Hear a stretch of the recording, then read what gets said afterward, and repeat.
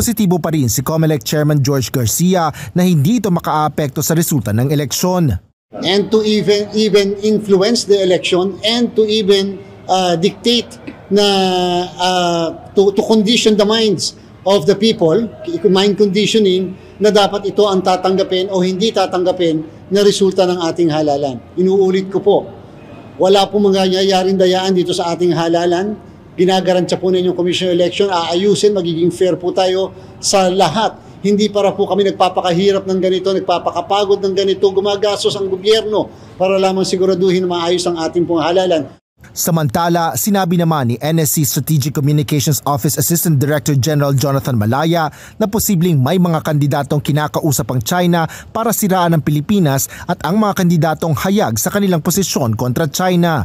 Maaari rin anyang may perang sangkot dito na posibleng isa sa mga strategiya ng kandidato. But yes, identified na rin namin yung mga kandidato.